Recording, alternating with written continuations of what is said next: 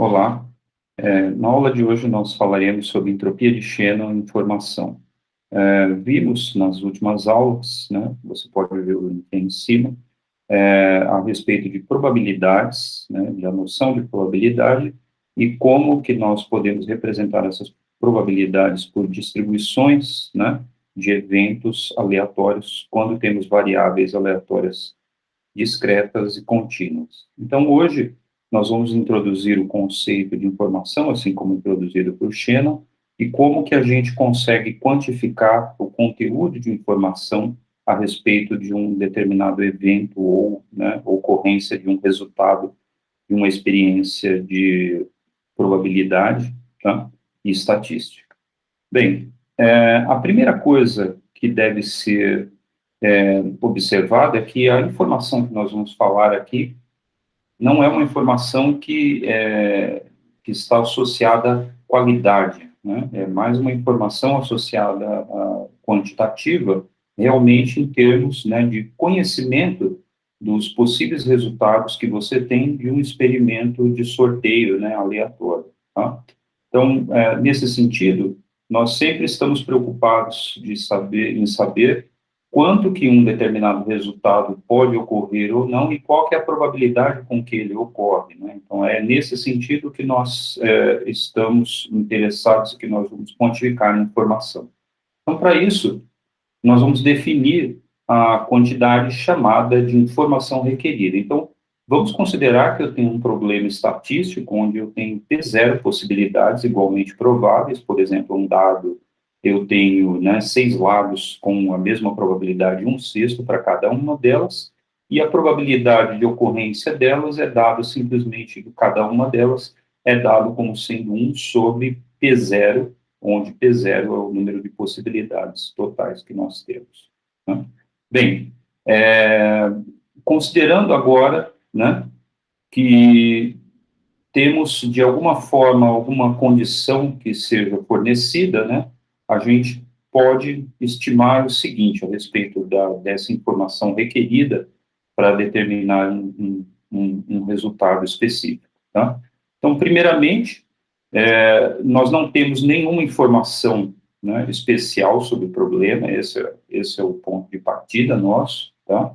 E sabemos que se obtivermos mais informação, podemos chegar, né, de fato, à situação em que apenas uma das P0 possibilidades é realmente realizada. Então, por exemplo, saímos de uma situação em que eu tenho 6 possibilidades dos lados do dado, quando eu lanço esse dado e finalmente ele para, né, em algum lado, o lado que é voltado para cima, eu não tenho mais dúvida qual lado que é, né, que ocorreu, na verdade. Eu tenho, para falar a verdade, certeza.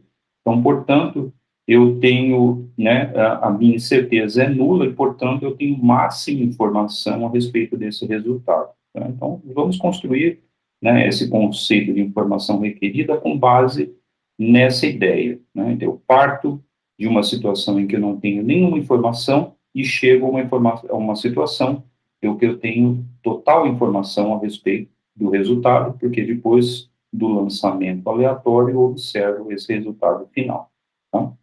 Bom, então, nessa maneira, né, o que nós podemos dizer a respeito, né, dessa informação requerida?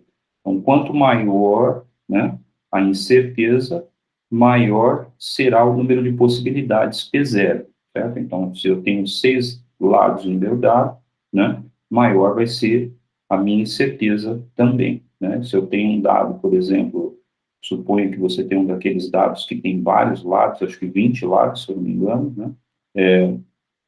Você, obviamente, vai ter o número de possibilidades é grande e a probabilidade com que um deles específico caia, né, você vai ser, né, muito pequenininha também, quando comparado com o dado normal dos 6 lados, tá? Então, portanto, quanto maior a incerteza, maior o número de possibilidades e maior será a informação requerida para realizar uma seleção específica. Ok?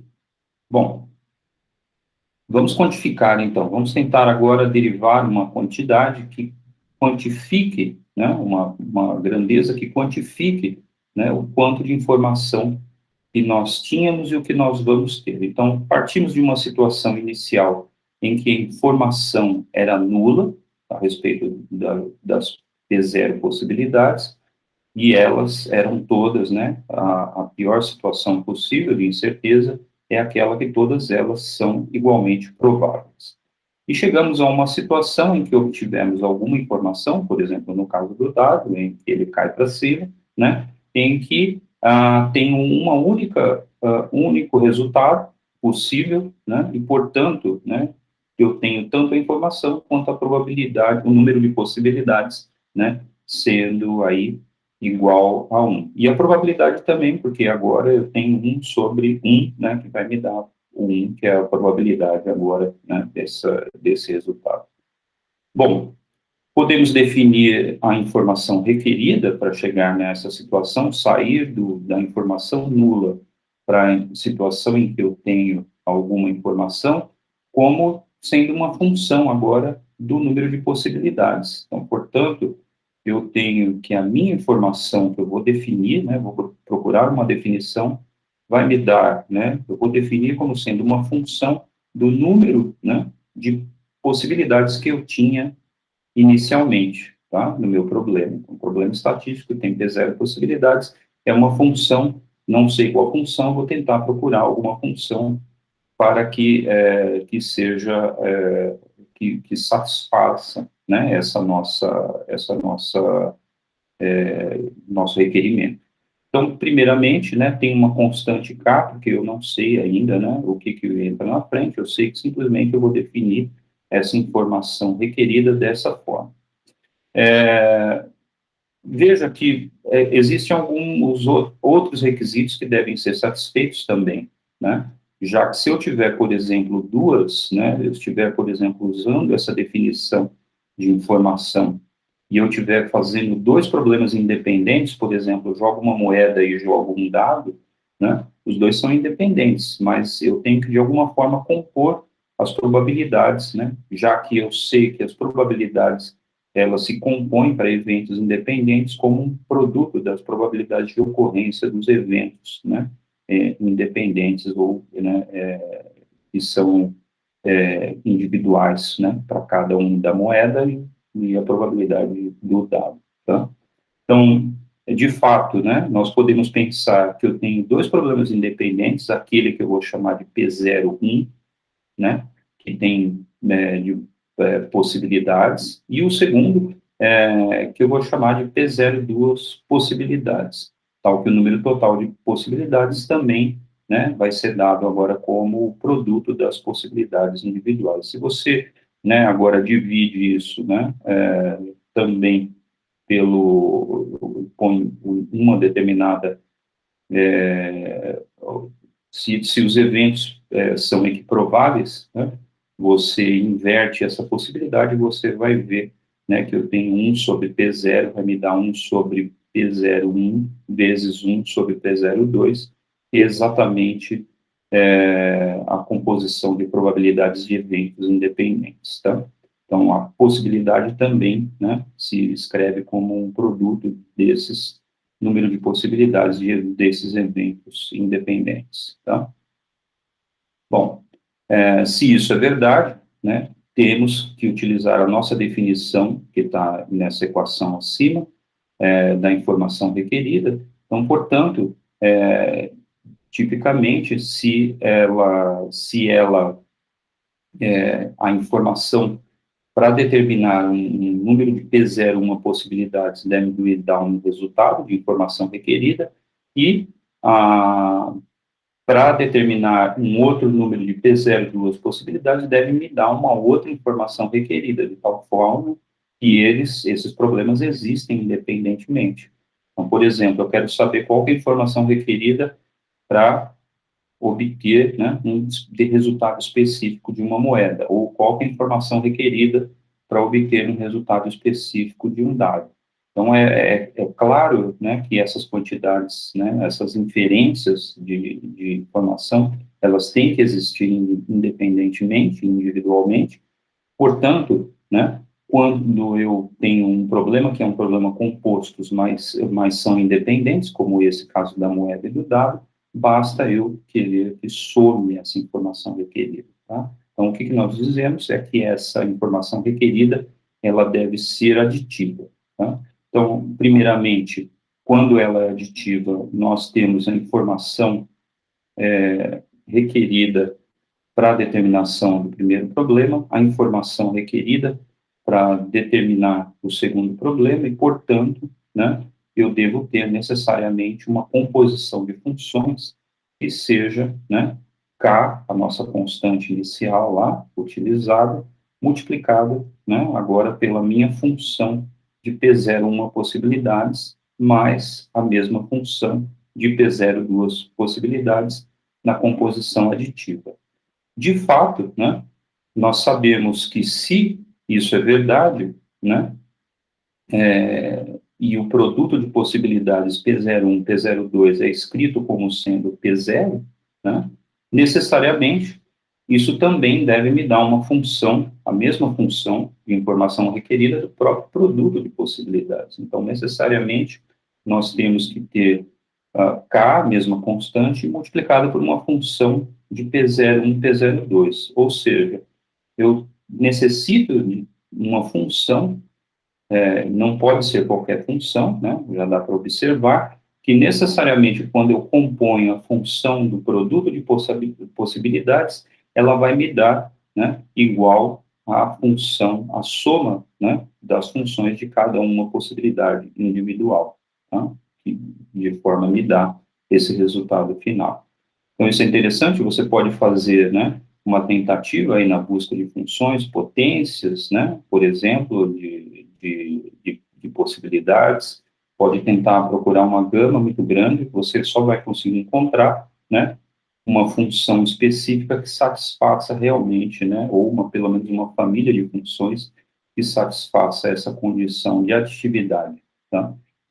E, de fato, como foi proposto pelo Claude Shannon, né, na década de 40, tá? Então, nesse artigo muito importante, que é o artigo que o nosso curso, essencialmente, ele fala, né, sobre os resultados desse artigo, ele mostrou, né, que essa função necessariamente é uma função logarítmica. Tá? Aqui escolhemos, por exemplo, uma base natural, né, mas uma outra função logarítmica bastante utilizada é a função logarítmica de base 2, porque tipicamente nós lidamos com números que são números binários. Tá? Então, essa função escolhida como sendo logaritmo natural, né, agora nós podemos, né, reescrever, né, toda essa expressão, você vai ver que ela satisfaz, né, toda essa relação de igualdade, de aditividade, perdão, mas além disso, né, quem seria esse K? K vai ser, né, o nosso sistema de unidades. Daqui a algumas aulas nós vamos ver uma evidência desse K que vai aparecer da termoestatística, né, uma outra maneira da gente derivar a função de entropia, tá? Mas, da maneira como ela é definida por Shannon, né, nós estamos falando de informação requerida para, né, ocorrência de um único evento específico, tá? Bom, por exemplo, né, podemos pensar no seguinte, vamos considerar N posições, tá? Então eu falei de números binários, né? Então, se eu tenho uma sequência de números binários, eu tenho apenas duas possibilidades, ou esses números serem, cada dígito ser 0 ou 1, né? Então, eles têm duas possibilidades apenas. Então, unidades binárias, tipicamente nós vamos chamar de bits, né? E bit vai representar a menor unidade de informação que nós podemos ter, já que você não consegue ter uma base, né, de definição de informação de eventos que seja menor do que essa com duas possibilidades. Uma base com um número só, ela é inútil para a gente, tem que ter dois pelo menos. Tá? E vocês, na aula de hoje, nós vamos entender por que que funciona tão bem, por que sempre nós quantificamos por 0 e 1, né, nessa base binária, tá? Então, por exemplo, vamos considerar, então, que eu tenho, né, uma palavra binária, que significa uma sequência de zeros e uns, tá? E eu tenho, né, o número de possibilidades, cada um deles pode ter 0 e 1, portanto, tem duas possibilidades. Se eu tenho N posições, né, eles são todos independentes, eu tenho um produto de 2 vezes 2 vezes 2 vezes 2, N vezes, ou 2 elevado a N. Tá? Então, portanto, a informação requerida, de acordo com a nossa notação, né, era um K ln de P, né, ou, né, eu escrevo K ln de 2 elevado a n, isso me dá, pela regra de composição de logaritmo, vai me dar k vezes n logaritmo de 2, e se eu escolho apropriadamente esse k como sendo logaritmo do número natural e na base binária, isso é muito interessante, porque no fim das contas a minha informação requerida fica medida em base binária, né? Então, eu faço uma transformação de base, tá? E isso vai me dar, né, a informação requerida é simplesmente o logaritmo da base 2 de P, onde P é o número de possibilidades, tá? Então, isso vai me representar, né, nada mais, né, do que o logaritmo de 2 de P, se P, né,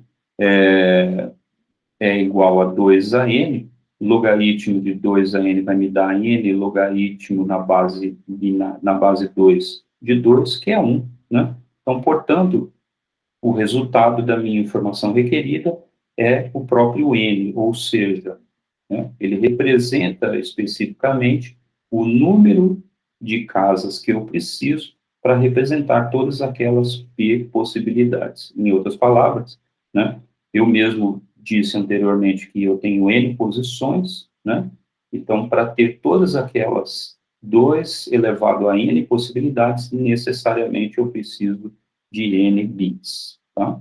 Então, a ideia é essa por trás, né, dessa definição de informação. Bom, vamos generalizar, depois a gente faz uma revisão sobre esses conceitos, né, para a gente amarrar bem essa ideia de informação. Então, generalização inicial, eu posso imaginar uma situação, então, como eu defini anteriormente, em que eu tenho informação absolutamente nula sobre as P0 possibilidades, que são, portanto, igualmente prováveis, né? A melhor inferência que eu faço numa situação em que eu não tenho nenhuma informação a respeito dos eventos que podem ocorrer é assumir que eles todos são improváveis, né? É a melhor que a gente pode fazer, porque a gente erra e acerta na mesma taxa, tá?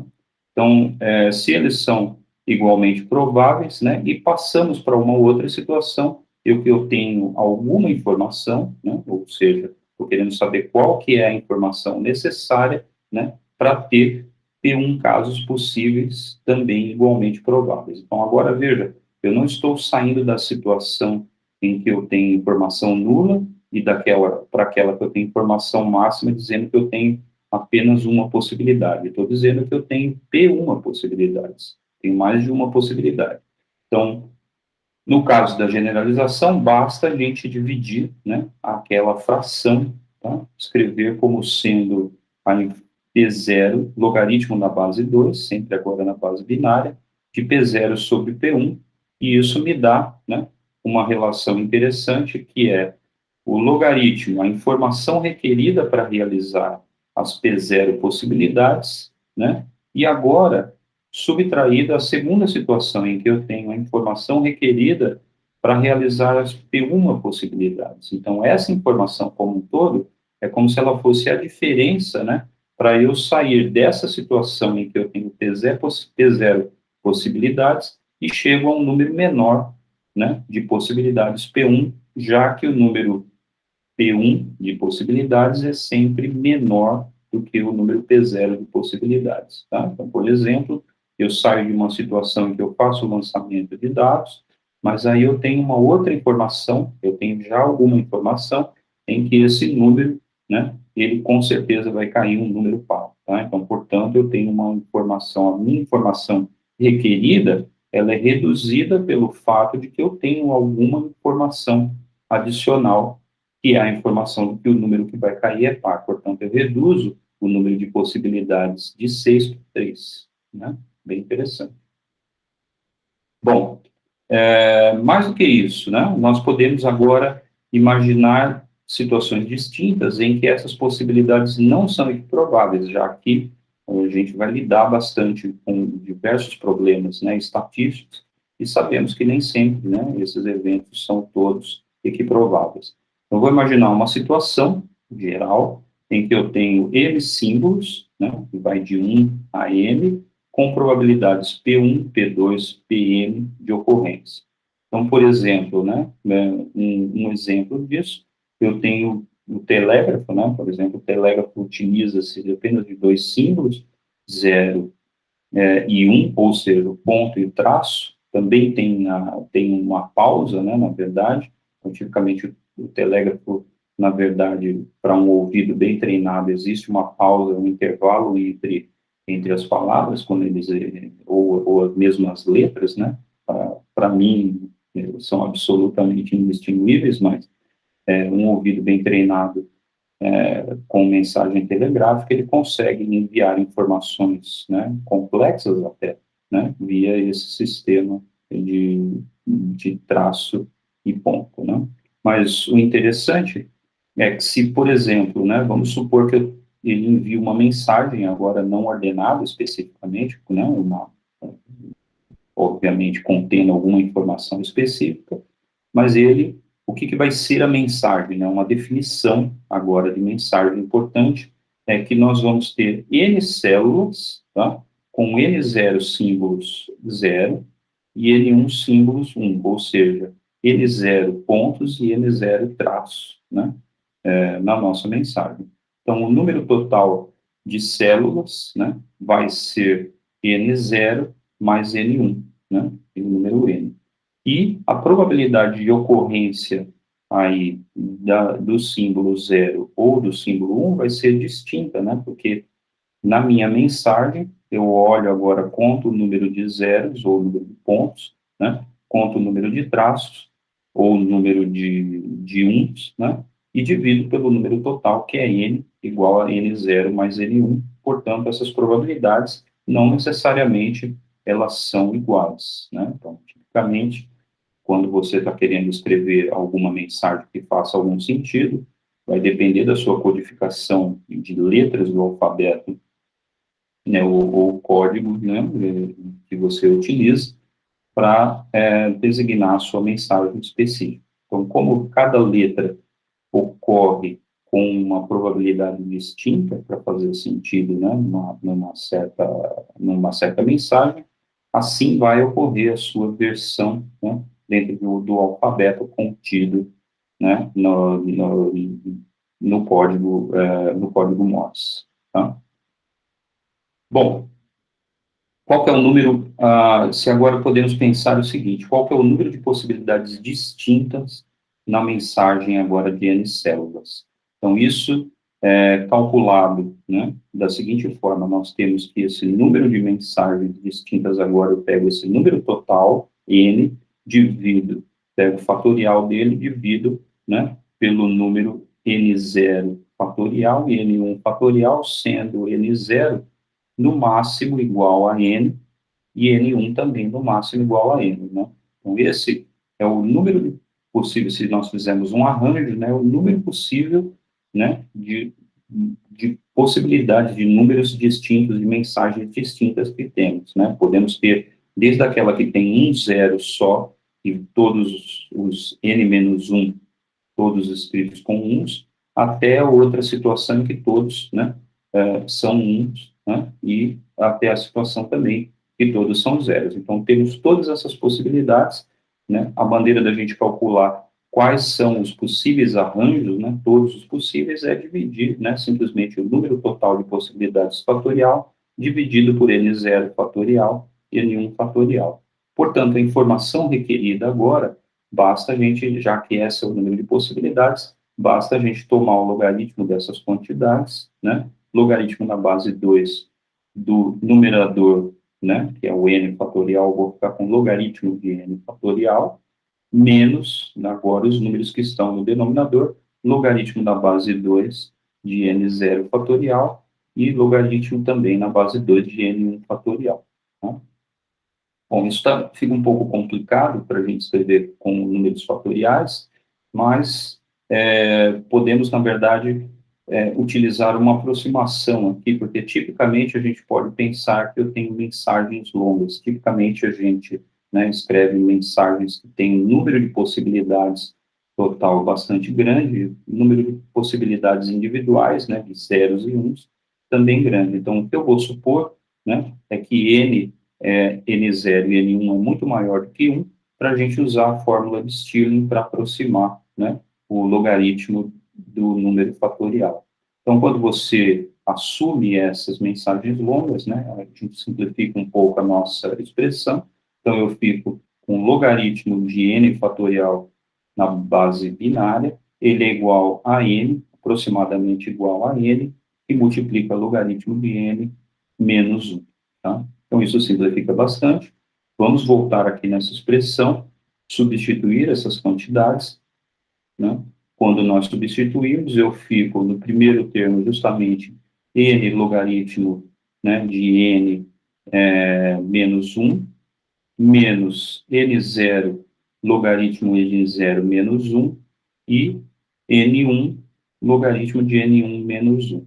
Bom, se juntarmos agora essas quantidades, né, primeiramente eu lembro que n não é nada mais do que n0 mais n1, por isso que eu tenho essa quantidade daqui, multiplicado agora, né, pelo logaritmo de n, vou deixar dessa forma, e n0, né, logaritmo de n0, menos n1 logaritmo de n1, né, e os outros números que estão aparecendo, por exemplo, né, você está vendo aí que eu tenho n, né, que multiplica menos 1, mas eu também tenho menos n0 que multiplica menos 1, isso vai me dar mais n0, n1 que multiplica, né, com menos, multiplica menos 1, vai me dar mais n1, então, portanto, eu tenho n menos n, já que n é igual a n0 mais n1, então se cancela esses termos que estão aqui, vão se cancelando, tá? E, portanto, sobra, né, só esses termos que estão aqui. Agora, o que eu faço? Né? Simplesmente combino eles, né? Eu vou, na verdade, já que eu tenho o logaritmo de n, né, e n0 e n1, eu vou, né, simplesmente isolar n, né, a gente isola o n aqui, e no fim das contas a gente fica com uma expressão que vai me dar entre termos de P0 e P1, onde essas quantidades P0 e P1 são definidas justamente como, né, meu número de possibilidades de ter 1 e o número de possibilidades de ter, né, zeros. Então, P0, né, P0 não é nada mais do que N0 dividido por N, e P1 é igual a N1 sobre N, tá? Então, dado dessa forma. Então, a gente consegue, de fato, reescrever essa informação requerida de uma maneira interessante, né, em que eu fico com menos, né, n, né, P0 logaritmo de P0, P1 logaritmo de P1, para essa situação em que nós temos casos não equiprováveis, tá? Então, a nossa informação requerida, agora eu posso, na verdade, né, dividir pelo número total de células que eu tenho N, para ficar, né, com uma informação requerida por célula, né, ou, né, a informação requerida medida como sendo em bits por célula. Nós vamos ver que essa expressão, chamada de entropia binária, lá na frente, ela aparece em diversas circunstâncias, tá? Mas, por enquanto, a gente não precisa falar sobre isso, basta que a gente saiba, né, que aparece uma função em que eu tenho menos, né, um sinal negativo aqui na frente, e agora, em vez das possibilidades, eu fico com as probabilidades de ocorrência desses símbolos, tá? Então, a minha informação requerida por célula é dada, né, como a soma de probabilidade, né, vezes o logaritmo da própria probabilidade de ocorrência daquele símbolo específico. Então, para M símbolos, né, se tivermos Agora, nessa expressão que nós acabamos de falar, eu tinha dois símbolos, o 0 e 1, ou ponto e traço, né? No caso do código Morse. Aqui não. Eu vou supor, então, uma situação em que eu tenho mais símbolos. Então, tenho N símbolos. Como é que eu faço? Mesma coisa, simplesmente uma extensão do que a gente acabou de ver, só que agora ficou mais simples, porque a gente já identificou para a situação de dois símbolos que eu tenho uma soma dessa função de probabilidade de ocorrência de um símbolo J, né, vezes o logaritmo daquele próprio símbolo J, né? Então, essa é a informação requerida agora, né, para execução para a realização de um determinado resultado de redução, né, de informação, tá? Então, nesse caso, né, nós podemos, né, também, vamos, na verdade, aí, né, redefinir, né, nós vamos ver daqui para frente que, tipicamente, em vez de chamar de I, né, essa informação requerida geral, em que eu somo para N símbolos, eu vou chamar isso de H, né? De fato, esse H recebe o nome de entropia, e nós vamos ver por quê em breve, mas é entropia de Shannon, tá? Não tem nada a ver com a entropia termodinâmica, que vocês todos viram, né, anteriormente, tá? Vamos ver isso também.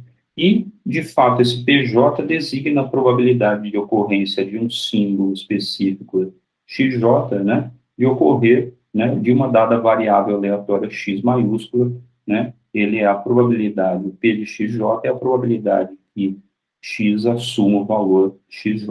Né? Então, de fato, nós ficamos com essa entropia, ou informação, entropia de Shannon, né, tá, ok? Conhecida como essa soma, né, representada aqui. Bom? Bom, generalizamos. Agora vamos fazer uma revisão de conceitos. A informação requerida, né, para a execução, eu parto de uma situação em que eu não tenho informação nenhuma sobre o problema, tipicamente partimos de uma situação em que todas as possibilidades de uma dada variável aleatória são equiprováveis, e eu quero sair da situação em que eu tenho o máximo de informação possível, né, a respeito daquela variável aleatória. Vimos, então, que isso é dado, né, pelo logaritmo associado ao número de possibilidades iniciais que eu tinha. Então, para reduzir a minha ignorância, né, a respeito daquela situação aleatória, né, eu tenho que necessariamente reduzir aquele montante de ignorância representado, né, pela minha quantidade chamada de informação requerida, né, que nós vimos que no caso de N símbolos distintos, tipicamente aí, né, vamos usar a base logarítmica na base, né, a base 2, né, e sempre designar esse número como sendo o P como sendo P minúsculo, agora como sendo a probabilidade de ocorrência de cada um desses símbolos X, J, tá? Indo de 1 a N.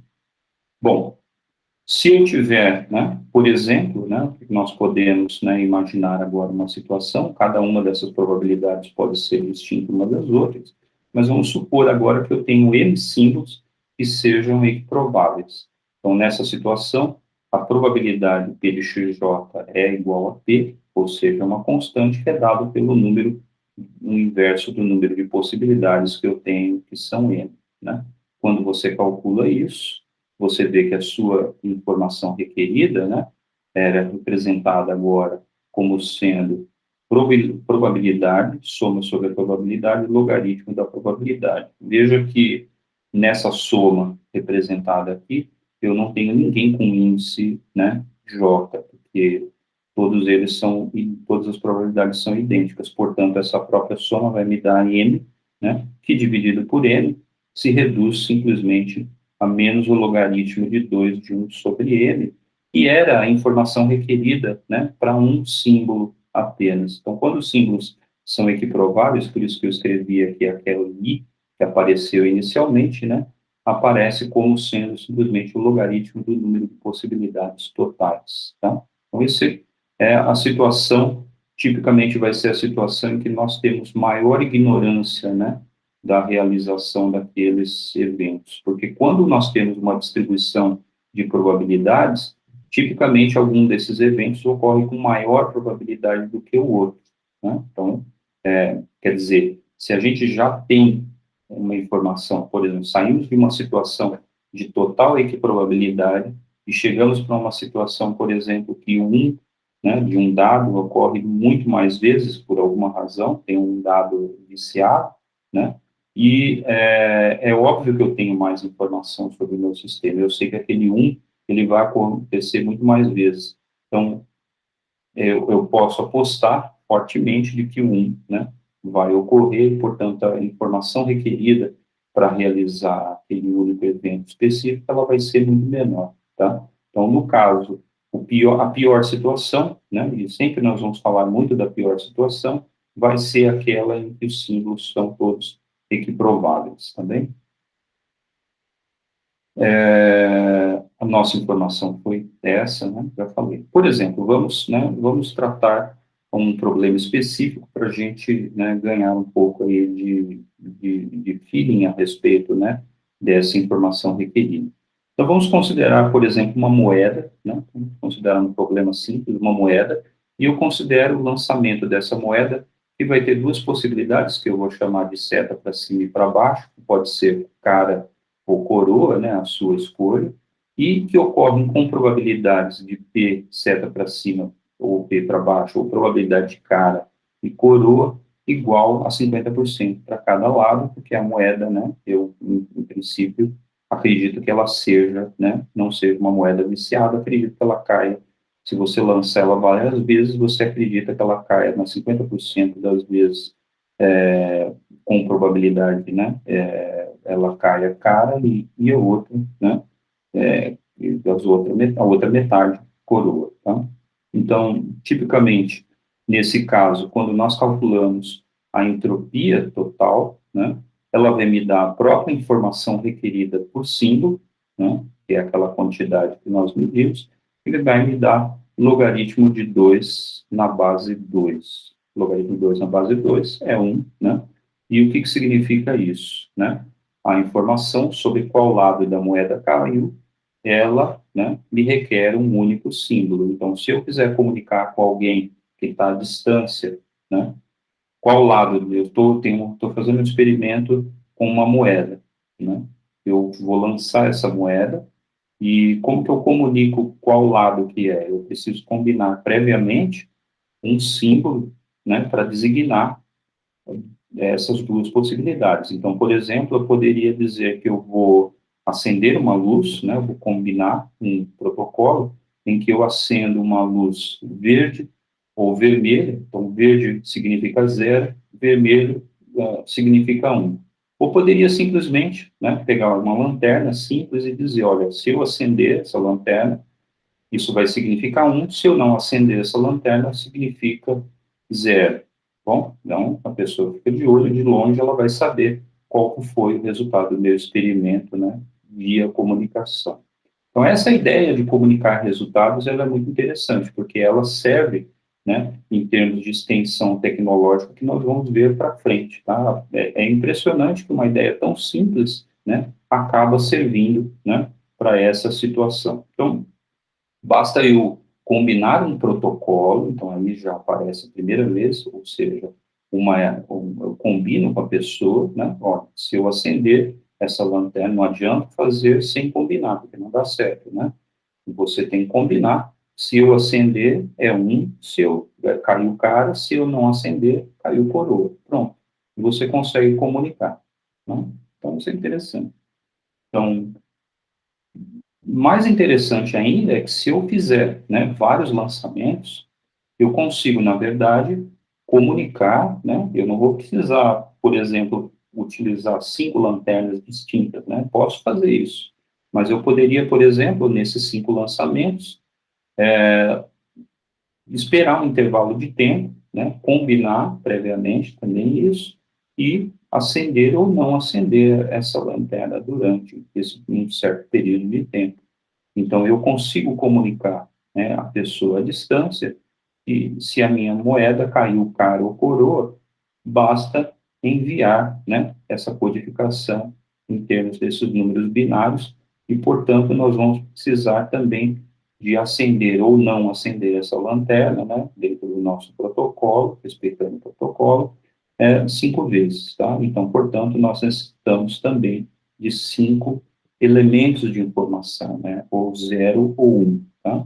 Bem, então basta utilizar esse protocolo repetidamente. Óbvio que isso não significa só 5, eu posso fazer isso, ficar fazendo isso a minha vida inteira, né? Se o protocolo foi bem combinado anteriormente, ele serve, né?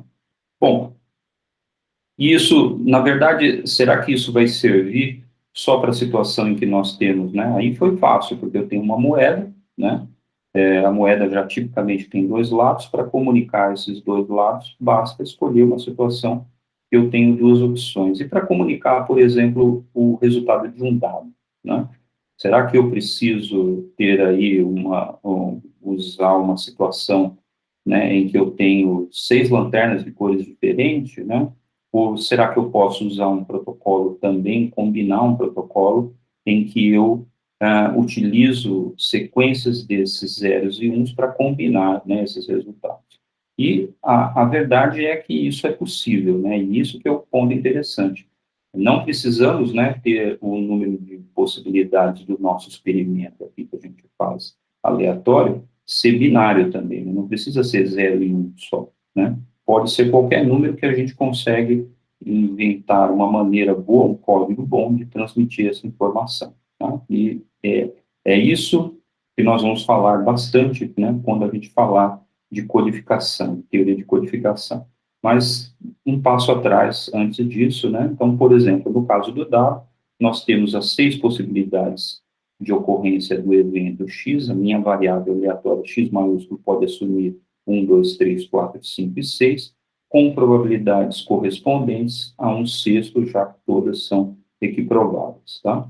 E se isso é verdade, a minha entropia, né, que você pode pensar como entropia média, é igual à própria informação requerida por cada um dos símbolos, tá? Então, num lançamento, essa informação requerida não é nada mais do que o logaritmo na base 2 do número de possibilidades, e isso me dá, em base binária, 2,584 bits para qualquer um, né, desses lados.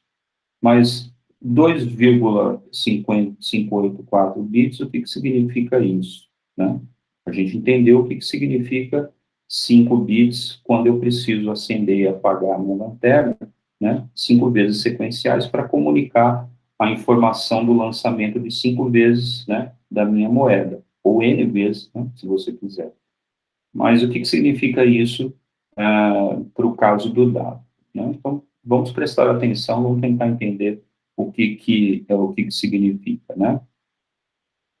Isso, de fato, significa, de uma forma bem simples, né, que o resultado, né, obtido, se você tivesse 2 bits de informação, eles não são suficientes, né, para, né, comunicar todos os resultados possíveis, tá? Sendo necessário, né, como não existe meio bit, né, a gente vai ter necessariamente um número inteiro de bits, tá? Então, a gente vai ter de 2,584 bits, necessariamente nós vamos precisar de 3. Então, como que é isso? Então, por exemplo, o que a gente poderia fazer, né, é utilizar, né, a notação binária para cada lado do dado. Então, eu vou deixar para vocês irem procurar um pouco sobre a notação binária, né? Então, eu assumo que vocês já viram alguma vez. Se não viu, né, procure saber. Então, na notação binária, eu tenho 6 lados do dado.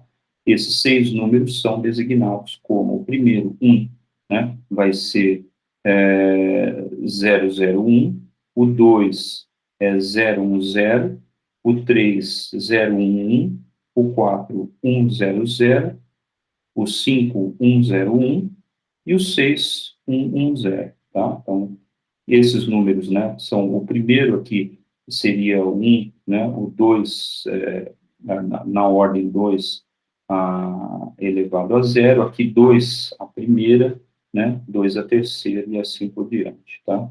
Então, nós temos 2 ao quadrado, perdão, e 2 a terceira e assim por diante. e dessa forma nós designamos todos os números, né, decimais nessa base binária, só combinando dois símbolos, né, que são os zeros e uns.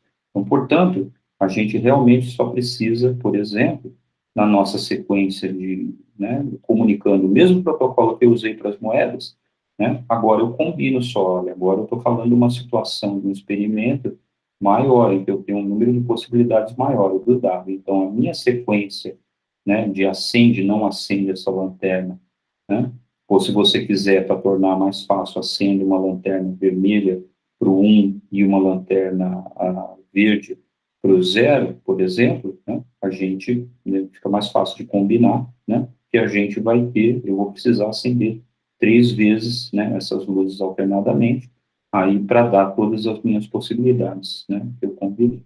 Mas, né, eu falei que 3 bits, ok, estou usando 3 bits. Mas por que está faltando, né? Na verdade, eu usei 2,58, né, 4 bits, né? Por que que isso significa isso?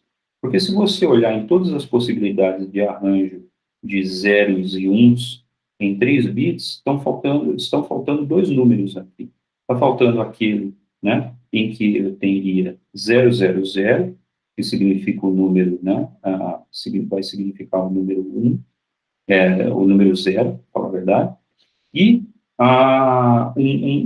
que designa o número 7, né, porque em base binária, né, o primeiro representa o 0 e o segundo representa o número 7. Mas como o dado, né, não tem esses lados, não tem 8 lados, ele tem 6 lados, então, obviamente, eu não vou precisar desses 3 bits, né, a todo momento. Eu, na verdade, estou utilizando, né, não estou utilizando otimamente esses bits, eu estou utilizando eles, né, numa situação subótima, tá?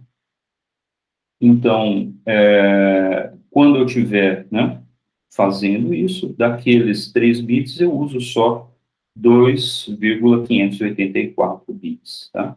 Se eu adicionasse, né, mais possibilidades, se eu adicionasse, por exemplo, o 7 e o 0, né, num dado, a gente ia utilizar realmente, né, você pode ver que a gente ia imediatamente utilizar exatamente os 3 bits, tá?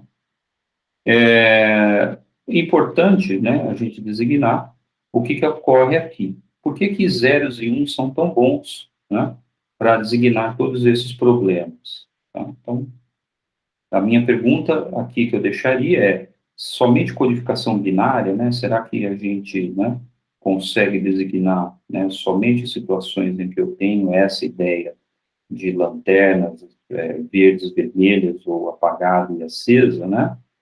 E por que isso é tão bom, né? Na verdade, né, existe um ponto interessante que a gente sempre pode interpretar um problema desse específico de comunicação e problemas, né, de inferência via, né, chamado de questões de decisão, né? Então, questões de decisão são aqueles problemas que eu consigo converter entre problemas que tenham respostas sim ou não, né? Então, por exemplo, você pode perguntar, né, como que eu faço, você pode perguntar uma pergunta imediata, como que eu faço para encontrar um determinado livro na biblioteca, né? Então, essa é uma pergunta, você pode fazer, vai lá, pergunta para a bibliotecária, ela vai te informar onde que está o livro, né, onde que você pode chegar. Agora, você poderia entregar um papel para ela, né, e dizer, olha, eu só vou fazer, você só pode responder sim e não, né? Então, eu vou fazer uma pergunta, né, e você vai me dizer se eu estou certo ou estou errado. Então, por exemplo, perguntas óbvias, né, assim, eu viro para a esquerda, ando para frente, viro para a direita, né? Você poderia fazer um conjunto desses de perguntas até chegar na prateleira correta, né, por intermédio só de sims e não. Se você estiver indo num caminho errado, por exemplo, está do lado esquerdo da biblioteca, né, ela vai responder não, né? Então, Está no lado direito? Sim, né? Obviamente, já imediatamente você poderia ter inferido isso. Então, você anda, ando para a próxima coluna, né, onde você tem as prateleiras? Sim, você anda, e assim por diante. Então, ela só vai respondendo para você, a bibliotecária, né, em termos de sims, né, e não. Isso é interessante, né, porque a gente conseguiu converter um problema complexo desse, de tentar encontrar um livro, né, numa prateleira específica, né, para um problema de decisão, que significa que você consegue resolvê-lo, né, com perguntas que requerem só respostas em termos de sim e não. Mas sim e não é interessante, né? Eu posso pensar no bibliotecário, mas, né, que não precisa nem falar para você, ele pode acender uma luz simplesmente, né, para te dizer o que é sim e não. Então, isso é muito interessante, e é por isso que acaba funcionando, né, nessas situações em que a gente fala em termos de codificação binária. Porque, tipicamente, esses problemas, né, a gente pode converter uma grande gama de problemas, né, que são problemas denominados problemas simples, né, em termos, né, de um número de perguntas razoável, né, um número finito de perguntas que requerem você responder sim e não. Tá? Então, eu consigo reduzir um problema arbitrário num número, né, se esse problema for denominado um problema simples, num número, né, razoável, né? Razoável significa que ele cresce polinomialmente com o número, né, com o meu problema, e não cresce exponencialmente, tá? Bom, por exemplo, né, no caso do dado, poderíamos fazer uma seguinte pergunta, tá? Então, eu não preciso, só voltando, né? Eu aqui fiz a codificação binária desse número, né? Mas eu poderia ter, por exemplo, 6 lados que não tenham números, poderia ter 6 lados que tenham cores, né? Tá bem? Eu poderia fazer uma pergunta associada a essas cores, mas eu também posso fazer uma pergunta associada aos números que não seja imediatamente a codificação binária desse número, né? E é isso que nós vamos fazer. Por exemplo, eu vou fazer uma pergunta, né, nesse problema. X, o lado é par, né? Primeira pergunta. Tá? Então, só tem duas possibilidades aí. Ou ele é par ou não é, né? Ele é ímpar, tá? Então, se sim, X pertence a um universo, eu vou chamar, né, o 1, a um conjunto de resultados, né? Se ele é par, ele vai ser 2, 4 ou 6, que são as únicas possibilidades pares, né? Se não, né, agora não, obviamente ele vai pertencer a um outro subconjunto, tá? Um universo 2, que vai conter os números ímpares, tá bom? Então, conseguimos já reduzir o número de possibilidades só com, né, uma questão apenas. Então, reduzir, né, o meu número de possibilidades de 6 para 3, bem melhor. Agora, segunda pergunta, eu poderia, por exemplo, perguntar, né, se x é maior do que 3. Então, se sim, agora nós temos um conjunto, um subconjunto de respostas que vai me dar 4, 5 e 6, né? Os únicos números que são maiores do que 3. Mas se não, né, vou ter um outro conjunto, x vai pertencer a esse subconjunto V2, que vai ser o 1, 2 e o próprio 3. Tá? Terceira pergunta, né? Então, novamente, veja que eu posso ter uma resposta o 1, já que está contida aqui, e uma resposta o 2, né? Já imediatamente eu já vou saber quem que pode ser, né, esse meu número, mas veja que, por exemplo, 4 e 6 eu não conseguiria, né, saber distinguir entre eles. Então, eu preciso de mais uma pergunta, né?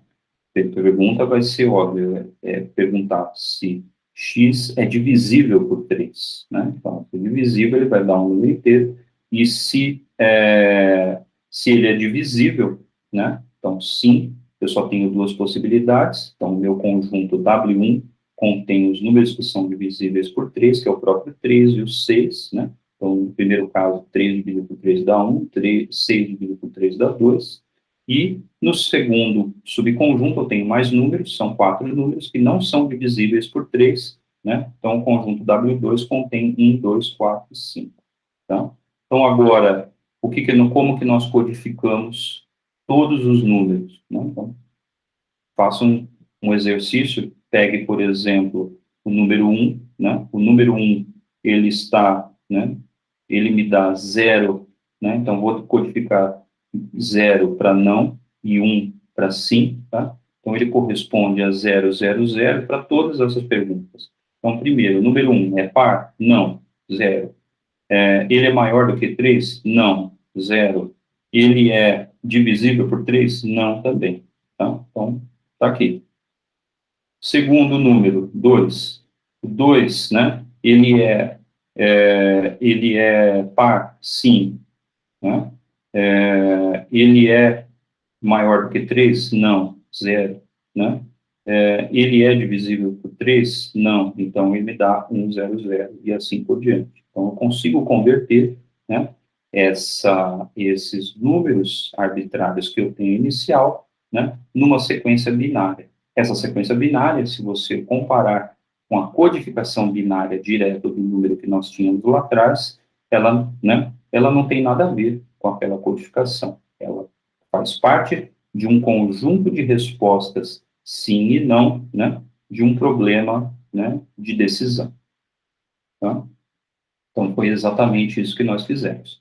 Então, quando você identifica um número específico, você vai procurar o que é a intersecção desses conjuntos, né, que nós obtivemos, tá? Então, essa intersecção necessariamente vai me dar, né, esses dois, né, você procura os elementos que participam desses subconjuntos, tá? Ainda faltam, né, obviamente, nessa situação, faltam esses números nunca vão aparecer, né? Você pode testar o que significa um número 1, 0 e 1 nessa sequência 0, 1, 1, né? A intersecção deles, dado dessa forma aqui, você vai ver que é justamente nulo, o conjunto nulo, portanto, faltam dois, né? Falta o uso, né, ótimo de 2 bits aí, né, de 2 bits não, de duas combinações desses 3 bits para poder ter, né, 8 possibilidades, tá bom? É isso que exatamente que eu comento aqui, né, como eu já tinha comentado. Se você tivesse usando os 8 lados, os 8 números ao todo, né, você tem que o logaritmo de 8 te dá os próprios 3 bits, tá? Bom, isso é interessante, né? Agora eu vou deixar para vocês o seguinte problema, né?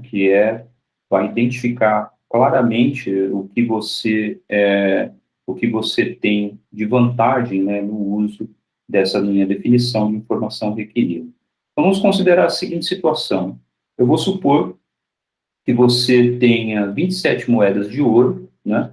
Todas elas com pesos idênticos, exceto uma delas, né, que é falsa, né? Então, ela é feita de um outro material, muito parecida com ouro, você não consegue identificar visualmente, mas eu sei que ela é mais leve que as outras 26.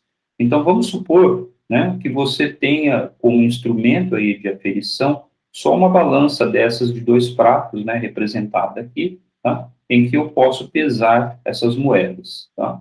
Então, o que eu posso fazer, né? Eu posso pegar moeda a moeda e tentar pesar para tentar identificar qual que é a moeda falsa.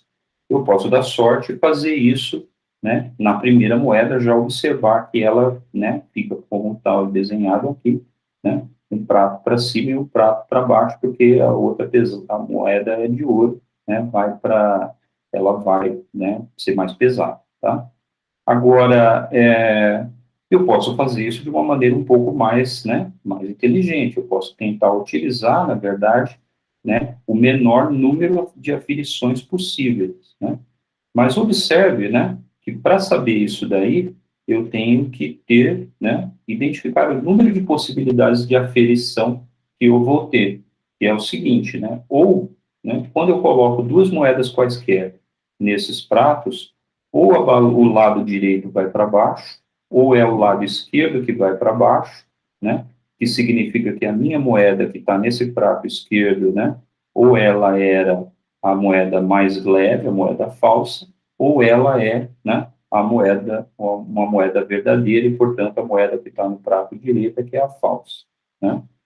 Ou ele poderia, né, poderia ter pegado aleatoriamente duas dessas moedas de ouro, e quando você pesa, ela vai te dar os dois pratos equilibrados, né? Então, a minha pergunta é a seguinte: qual é o menor número de aferições desse tipo com a balança, né, que eu posso fazer para tentar encontrar essa moeda falsa? Então, eu vou deixar, né, para a aula que vem as seguintes questões, né, para vocês pensarem. Então, como que a medida de informação de Shannon, né, essa informação requerida que nós acabamos de calcular, permite resolver esse problema? Segunda pergunta é: quando você identificou a moeda falsa, se ela é mais pesada ou mais leve, quanta informação você obteve, né? Então, a cada aferição, quanta informação você obteve, e, portanto, né, quanto que você reduziu da ignorância a respeito dessas moedas, tá bom? Terceira pergunta, né, que eu vou fazer é: depois de você ter projetado uma estratégia, desenhe uma árvore, né, de uma ramificação de possibilidades, né, cada um dos possíveis resultados que você obtém de uma aferição ou pesagem, né, e o que vai acontecer depois. Em cada um dessa árvore, né, que é a árvore de possibilidades, você sai com as 27 possibilidades, vai reduzindo, reduzindo, até no final ter uma possibilidade só, tá? Então, a cada nó dessa, quanta informação você obteve, né, com base nos resultados da sua última aferição, ou seja, a aferição anterior. E quanta informação você precisa ainda, né,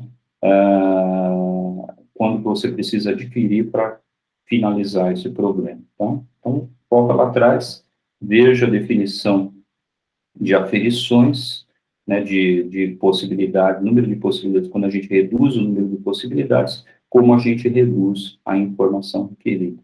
Então, por hoje é só, né, ficamos por aqui, e até a aula que vem, onde eu vou discutir a solução desse problema. Tchau.